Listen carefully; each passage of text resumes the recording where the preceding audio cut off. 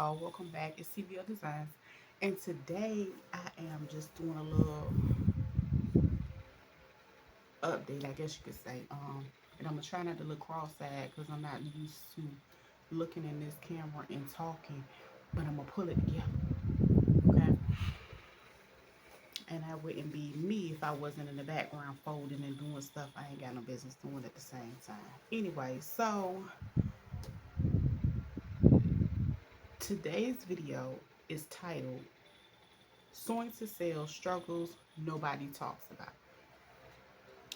And I'm sharing this because I've been able to, I guess you can say, gauge the highs and lows of sewing to sell. Because one thing I can say is sewing for yourself is cool, but sewing to sell is a beast.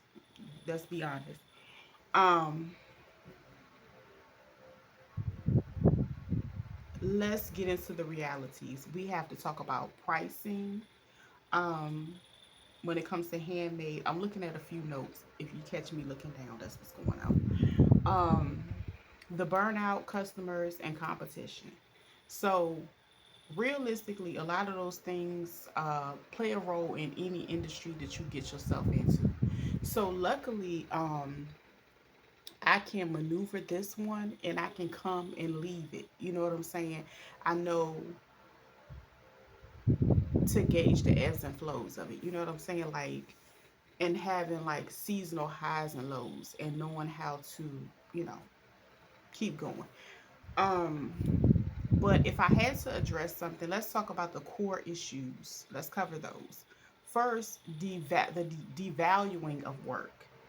I have come across so many people that got overwhelmed because they ran into people that will always devalue their work. I'm not going to say that's something that bothers me, but I'm just speaking in general. Um, One of the issues is people think handmade equals cheap. Um, the reality is your time, fabric, and this skill does matter because if you are customizing a certain item, you are making it the way that you would make it, and you cannot compare a you know everybody's work. Everybody's work is not the same. Um, Time versus money burnout. So one of the issues is sewing one by one. Um,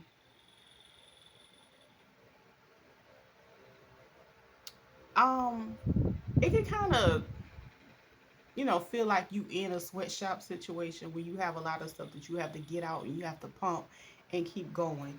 So that's the issue, and I can say a solution for that is batch sewing, um, and creating other streams of income. As far as, say, if you have a specific item that a lot of people are crazy about, create a course, create a guide. That makes it a little bit more easier for you because some people are not interested in buying it one by one. Some people like, look, you know what? I'm gonna go ahead and make my own. You see what I'm saying? Um,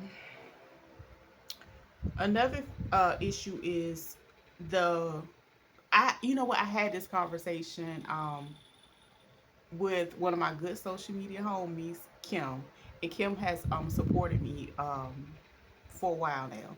So we were talking about Etsy and the platform fees, how it eats up your profit. That is a major issue because one thing I can say about Etsy, Etsy is not a game.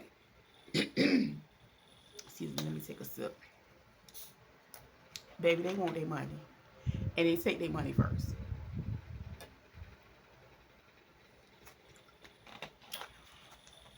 So say for instance, an item that I create, if I said my baseline price is like $10, I gotta factor in how much they're gonna take from it. Every time I make that specific sale, I have to factor in how much it's gonna cost for me to ship the item.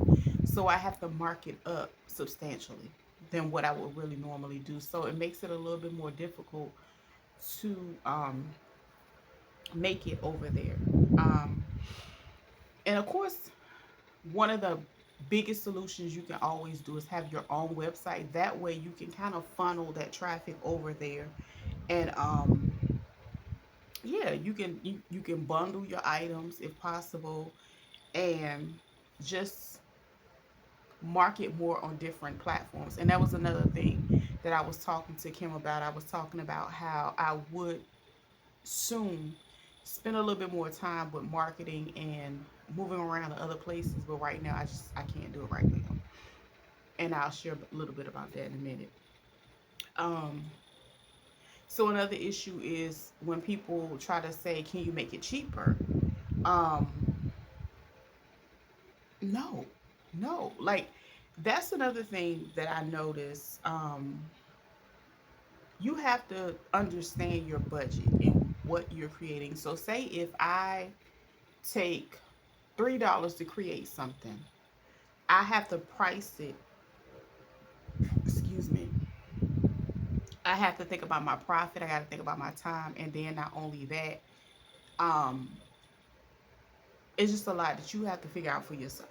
Okay, so when it comes to that, understanding some people are more they value quality over quantity. They that it is what it is. Also, another thing before I get sidetracked, the fabric game has been changed forever. So a lot of people had to shuffle and pull themselves together because there's a difference in having a Joanne in each community where you can go in and grab what you need versus now people have to spend more time ordering from website. I remember one place I wanted to try out, no lie, it was a wholesale place. They ship it wasn't even a lot of stuff. I just wanted to sample it. They ship half the stuff from California, half the stuff from another state, and then it got caught. One of the packages got caught up in like mid route, and it took forever.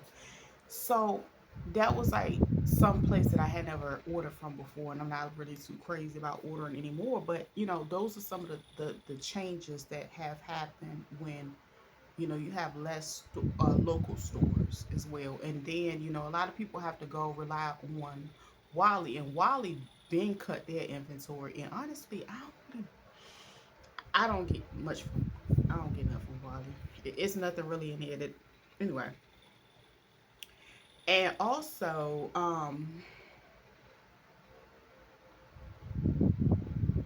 scaling struggles. You can only sew so much with two hands. Like I am not a sweatshop, so I don't have a crew of people in there working 10-hour shifts. I'm not them. I'm not them. Let's just be honest. However, I do aim to have my turnaround time pretty quick. You know, and that's one of the things that you have to do on ETS. Why you have to do it in a certain time frame. Also,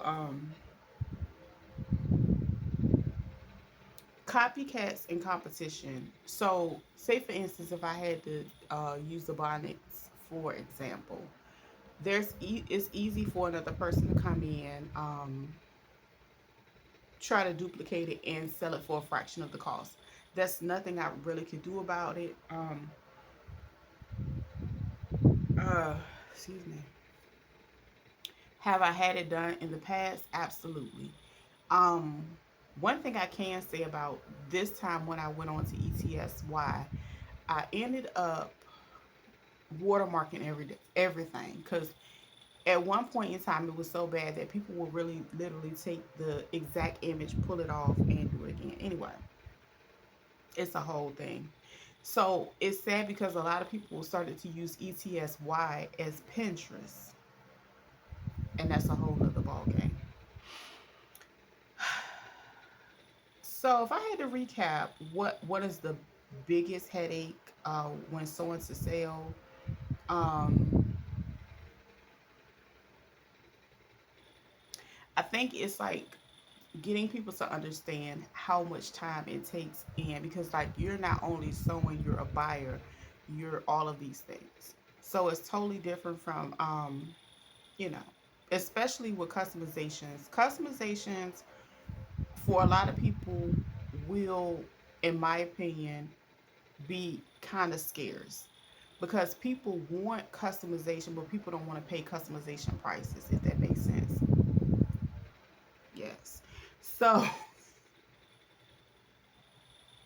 let's talk about it. Let me know, like, what are some of those items that you have had a hard time getting? And we can have a discussion down in the comments about it. I can once say, um, finding me a good place with some batting, and now finding my 808 stabilization is gonna be a thing for me right now.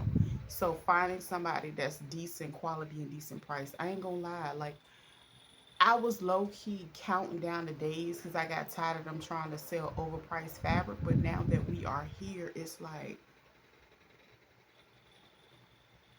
okay, that's it. That's all. That's my time. I'm gonna talk to y'all later.